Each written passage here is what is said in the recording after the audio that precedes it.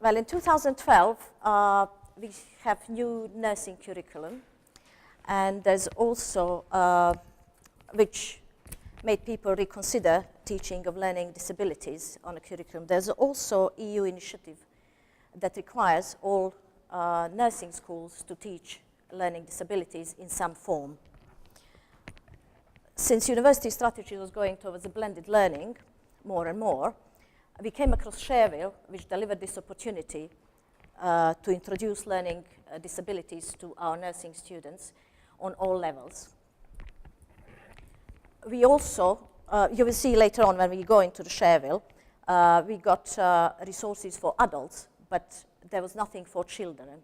So our academics actually developed some scenarios, and we developed some learning resources for children as well.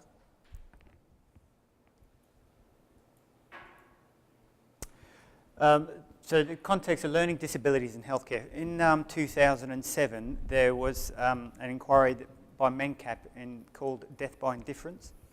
And this led to a confidential inquiry this year.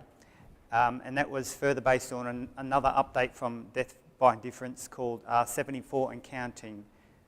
The initial Death by Indifference was related to learning disabilities patients in hospitals, and that was based on 6.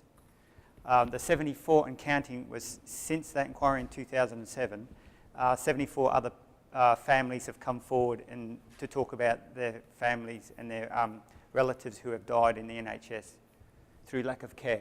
So a confidential inquiry into the premature deaths of people with learning disabilities this year in 2013, some of the statistics around life expectancy of people with learning disabilities include, their average age, they're dying 13 years earlier than the average person. And with the recommendations, the highlight in that statement for me is about acknowledging and accommodating people with learning disabilities and how we deliver their care differently. What and why? So with the death by indifference, we've identified a gap in the nursing curriculum across mental health, child health and adult health about teaching learning disabilities. So Shareville was developed and identified as a way that we could teach learning disabilities in the curriculum. It's a simulated environment. We'll give you an example shortly of what it looks like. And it allows the students to be interactive in the simulation environment themselves. They can actually choose actions for what they want, where they want to go with the actual care that the patient can have. Okay, here's just a taster. This is a screencast. We'll later on log into the Shareville, just in case technology doesn't work. This is the area that's been developed by Birmingham City University. It's the whole part of the city, but we will concentrate on Elmwood House. So this is just an example of, from an adult perspective, that Birmingham University developed around adults. So at City, we wanted to develop something around child. So the students would come to this area and then decide what action to take. So it's almost like an algorithm. You can decide where you want to go, and then you'll see what potentially the outcome was. And the interaction part is it allows the student to go back and think, well, I made the wrong decision. What was the right decision? So that it's a nice learning experience for the students. So this is part of one scenario. There are several outcomes, and then students can choose. So I will pause this video, since you will be able actually to log into the Shareville.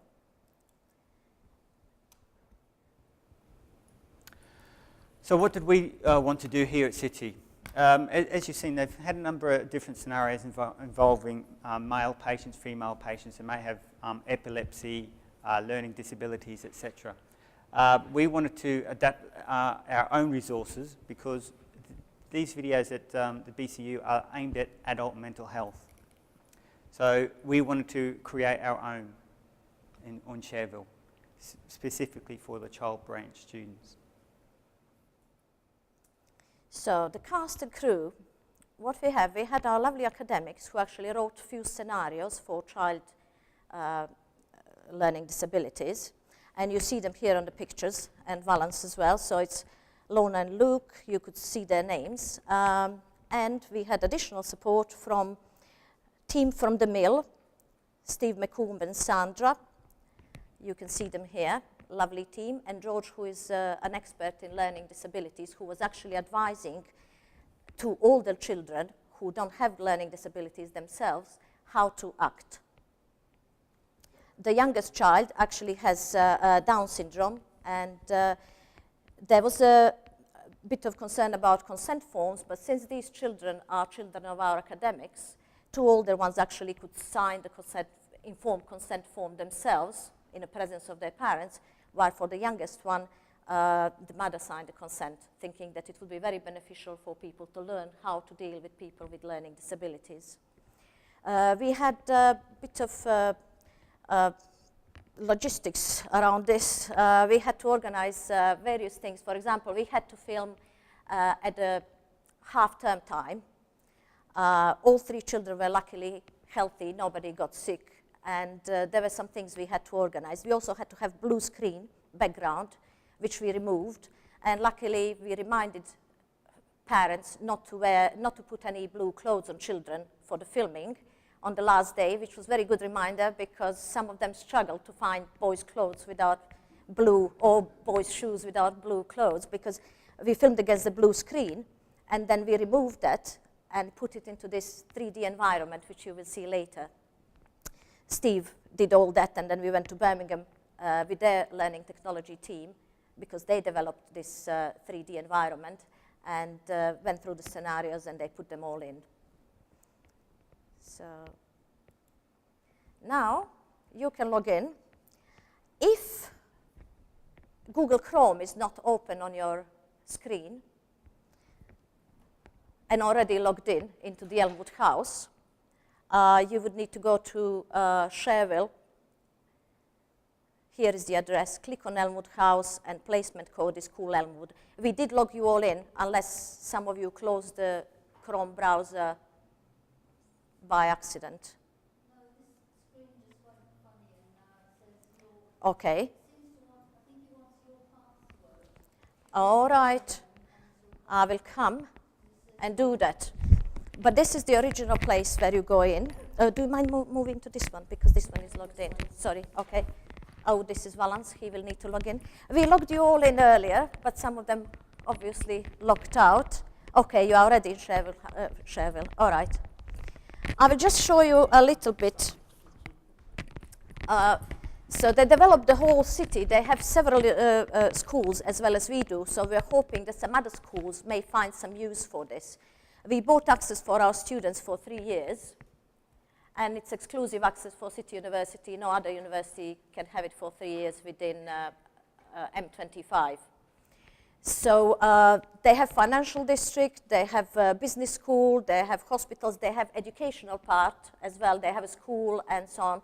And they sometimes combine scenarios. For example, school is based very close to the Elmwood House, which is a residential home of people with learning disabilities. And sometimes there are problems the children cause around this house, and you can talk about communication between head of the school and people from Elmwood House and difficulties that were caused by children. So people can actually combine scenarios and make them more realistic. So this is the Shareville. I will go down into the Elmwood House, which is what we got for our students. And I will land in a corridor of it. You just click on your mouse and drag left and right to move around. There are several rooms there. The resources that you see here are the resources that we uploaded, because on the existing scenarios regarding of a hospital trust where students are doing their practice, we had different learning resources. So Birmingham University allowed us to put our own resources and our own links into this environment. Apart from that, this is our room. City Community Team Consulting Room is the one where you would find children's scenarios. But please have a look around at others as well. I will just want to show you that there's also an office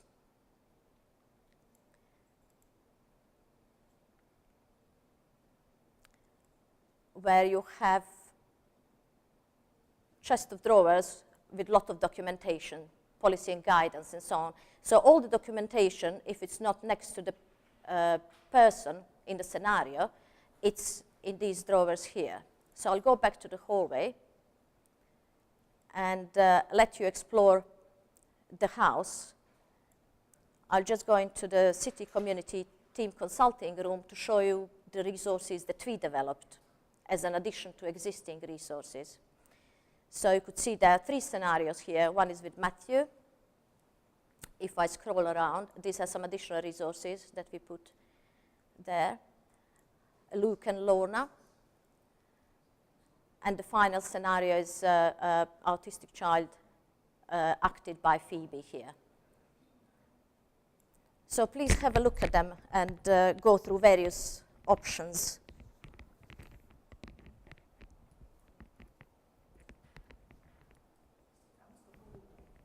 Yes, you are in a hallway, and we are in a consulting room here. That's a children's scenario. The other scenarios are in other rooms. And then if you press on the screen, scroll around to the left, that way. So you've got here. Okay. If you press on the city community, so if you can press on, if you scroll around that way, you might see other videos, but this one, so there's 3 scenarios. Oh, I There's, see. on the room, if you've had a look in the City Community Centre, you'll have seen just near the scenario of Matthew, 3 W's. And if you've had to press those icons, excuse me, you can either view these 2 young, the twins on the big screen we've got there now. These 2 toddlers have Down syndrome and autism. The other video screen is about a young boy who is in a car, and the parents are trying to get him out of the car, and he's got autism. And then we've got the other video is one of teaching sign language. Makaton is used in the schools, or British Sign Along. So in the 2nd year of the curriculum in children's nursing, they go to a special needs schools for 4 weeks. So, and they do actually learn these skills while they're there. So I think this is a really good resource to have for the students, because they can then refer back to it any time during their training.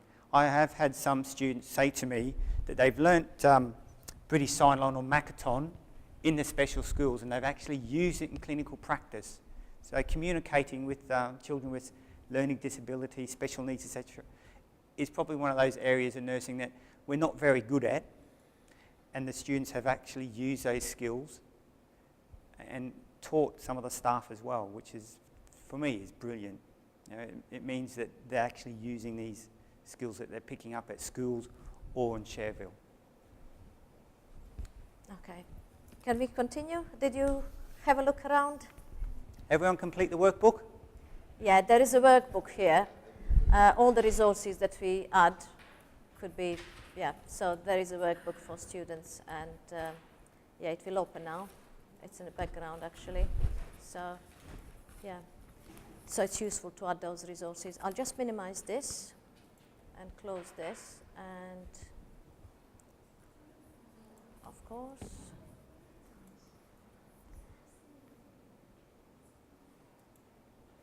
and then we will continue. Okay, so Emma Jane, one of the our colleagues, had a evaluated project at Shareville. There was a bit of inducement with some vouchers for the students to participate in, but you know, from the interviews, the students said that Shareville was overwhelmingly positive. You know, they really got immersed into the actual scenarios. it was pretty much the same environment. You just, very quiet. The students were getting on and doing their workbook. So from that perspective, it was really positive. And a lot of the students did a lot of work around the scenarios, going back into the scenarios if they thought they had made the wrong decision. There was some negative feedback actually from gamers because they are used to much higher quality graphics. So there was a small number of student gamers who were a bit underwhelmed by the quality of the graphics as a background, as a 3D environment.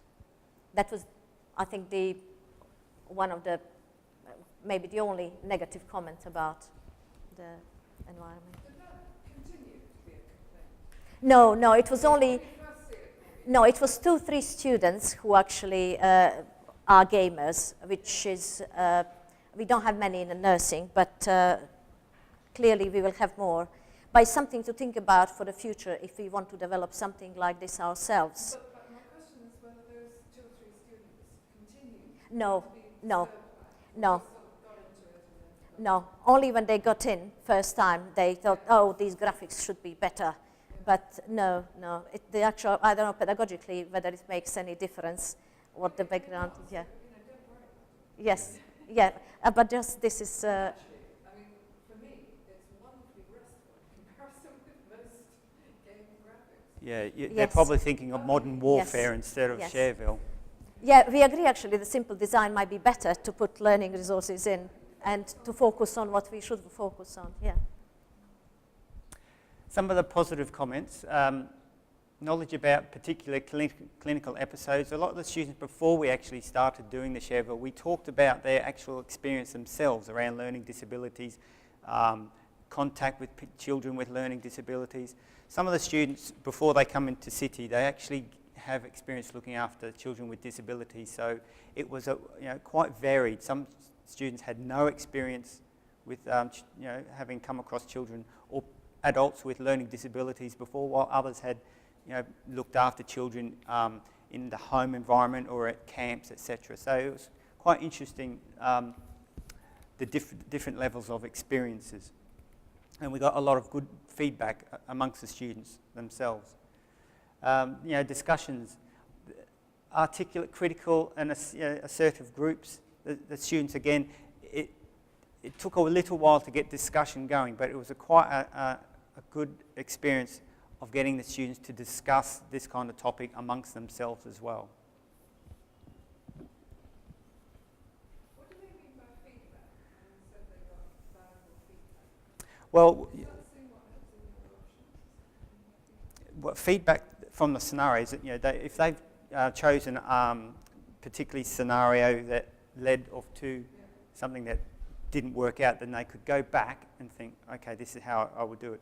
And during the scenarios, myself or George Waterman, who's got lots and lots of experience with learning disabilities, we would be able to feedback on how potentially you could handle the scenarios, even to the scenarios from YouTube.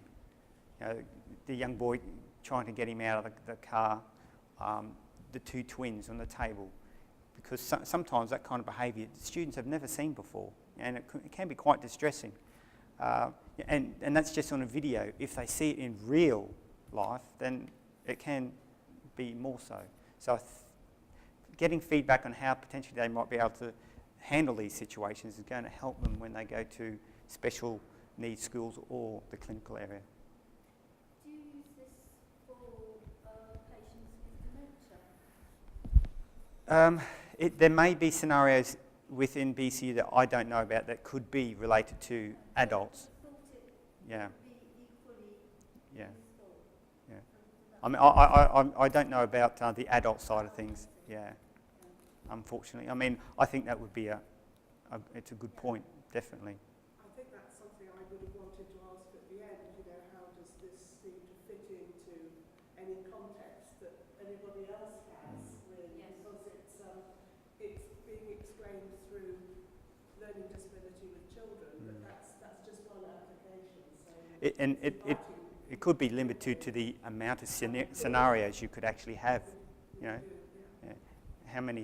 I mean, you could potentially put on multiple scenarios. Working with very fun, particularly working with people with dementia. Yep. So Yeah. So, you know, some of the questions: will the students complete the work? That, you know, and my experience doing the Shareville, I helped with 2 of the sessions on the students, the child students, and they were quite good at doing the workbook. And as I said earlier, lots and lots of work was done during that session. You know, the session is 3 hours, that we do at the Shareville, and the students work quite hard. Considering some of the other sessions I've done with students that are potentially as long or even shorter, their work can be quite different. Another one, it's a pilot project, and again, an acceptance is a work in progress. I mean, if you look at the ropey acting of the adults particularly, we're not going to get any Olivier Awards or anything like that, I wouldn't imagine. Children, fantastic, I thought. Matthew particularly, he actually does acting outside of his school, so he was probably one of the better actors on screen, from my experience anyway. Shall I move on? Yeah. Okay, now, technical issues. I'll leave them for the last because video production challenges, I mentioned some. There was some timing issue and also size of the team here at City and size of the team in Birmingham and demand on these people, which make us think that people should actually invest more into such teams and expand them. For example, we have excellent team in the mill here, but we cannot put it all on 1 or 2 people because we have so many enthusiastic academics who want to develop so many more resources, but we have to wait for this. Also, on Birmingham side, there were 2 people who developed all this on their side, and there's some timing problem and fitting with the work schedules, so apart from other challenges. Click-happy students, they would just go through the scenario, but workbook sorted that. And technical issues.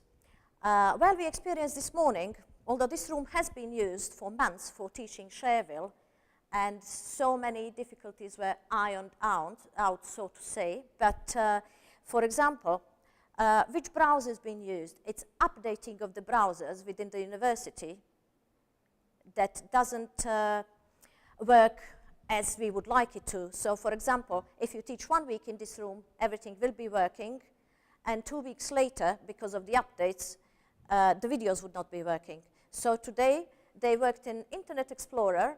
They didn't work in Internet Explorer. They worked in Firefox, but we could not start Firefox on some of the computers. Luckily, and we started panicking. Luckily, Mo turned up and he said, why don't you try Chrome? And we're like, oh, Chrome, yes, because we logged in a few times in all these computers this morning, and we were a bit panicking, just because of simple issue, which is updating of the browsers. We also had problems with earplugs. There was some hardware problem.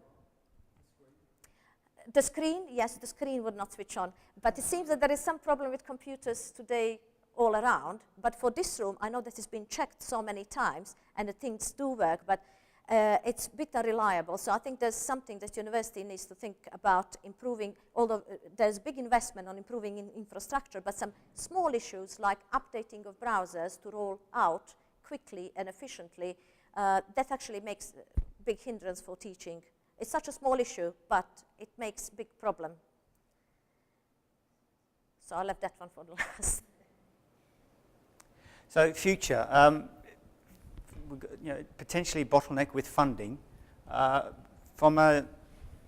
think Natasha mentioned earlier that the City University has access to Shareville for the next 3 years. And that means that no university within London, the M25, has access to this. So the potential to develop this, not only for our university, but to sell that to other universities within the M25. I know there's at least 9 schools of nursing in the M25 that just do child, and we're not forgetting adult and mental health. And then within this, even here at City University with Shareville, we could have other schools like radiography, speech and language, physiotherapy, Optometry. and so optometry. on. But not only within School of Health. Yeah. No, I know at BCU that the engineering students use it because one of the towers overlooks the school, and they do.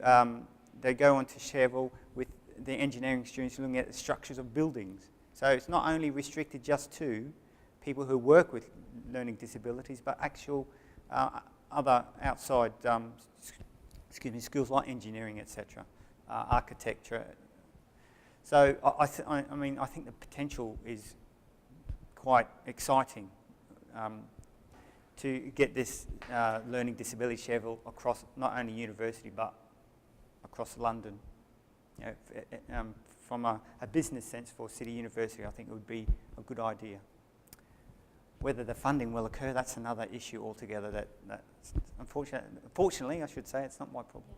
There are also thoughts of actually talking to you. This is one of the opportunities to see how can you use this in your area? Can you use some environment similar to this in your area? If you can, we can all work together and develop maybe our own, or bid for some money and develop together something where we can interact, some interprofessional resources that could actually simulate a reality quite well for students. So this is something we would like to open to you, but I have one question here. Well, actually, many questions. Yeah. I think this is fascinating, and you're absolutely right that it could cover a whole range of different kinds of subject areas. But I'm wondering how important the navigation of that environment is. I mean, it's a kind of fairly generic public service environment of a certain kind. So quite a lot of things would fit into it. But I noticed one of the issues that you raised was the difficulty of fitting what you wanted your resources into the format of the way that simulation operates. That was one of the things you have on the previous slide. So my question is really, do you really need that background? Because what you've got is a set of extremely valuable video resources and some questions to allow students to see, you can go this way, this way, this way. You could do all that without that navigation. Yeah, I can think of some other packages that can actually have the same result to this. I think the trigger for us getting this is that we needed to get something rather quickly, and we did not have time to develop our own. So we got all the adult scenarios. But I mean, the development you're putting into this is all those videos, and that's a lot of work. Yes. Now you could put those videos and your options to see this video, this video, this video into Moodle. That could be your environment, around which you build all sorts of student forums and instructions for what the students think and where they go and see other things and so on. What is the background of navigation add? Well, we didn't have adult scenarios. We got them all from Birmingham City University. We only developed child ones. And our academics are actually very keen to develop some scenarios themselves for adults too. It's just there was never enough time to do it for the new curriculum. And I think this was one of the reasons why we actually went for this environment, because we got all these scenarios ready. No? Can you help, please? Yes, please help. Help. I know that actually with hindsight, I think you're probably right. But I'm not sure that without this leg up, as it were, to see this environment that we've made these videos in the first place. That's not the answer though. I mean, that's a very fair point. Something like that can just trigger the idea, and that's the other thing is that this is certainly the start of it. And our school has, as Valance has said, speech and language therapy, radiography, and all sorts of things. And we also have these big ideas about, and that's why it's come here. We've got law, we've got engineering, we've got, not sure where everybody else is from, actually, we've got music. And it's very much, could we have a town where you actually go into a health centre? Because it's not only about doing all the tasks that our students need to know about, it's what is the care pathway sometimes for these children. Where else do they have to go? So is there something we can build up from this very beginning so that we can start to create a society, if you like, because that's where these children are working. Can these children be followed up at the local school that they're going to? I think these are very big ideas. Yeah, okay, but that's, I mean, that's an immense amount of work on a very specific kind for the particular issue that you have. You know, for your children with learning disabilities, that's going to be a school and some kind of healthcare centre. For adults, it's going to be something else. For optometrists, it's going to be something else. You know, everybody's going to need quite a lot of resources. And what I'm just trying to think through is what's the envelope that you all share that makes it easy to get started. So there's a sort of there's a pedagogic form implicit here in which you've got specifics. So you want as many people as possible to share the form and then put their own specifics in and make that as easy as possible without having to create a lot of other things. Now, if you've got a particular environment in mind, well, then you've got students. You can crowdsource some videos from them. There's bits of video of, you know, here's a local healthcare centre, here's another one, like a completely different way. If you want to bring the reality into, you know, what the resources available on the middle. I mean, I think that is a fair point. We need to consider it. So I'm just going to stand up now because I'm chairing the session and I'm realising It that just sort of triggers so many possibilities. Yes. we've moved indeed. It's really helpful. So I just wanted to move into the questions bit proper and open that out.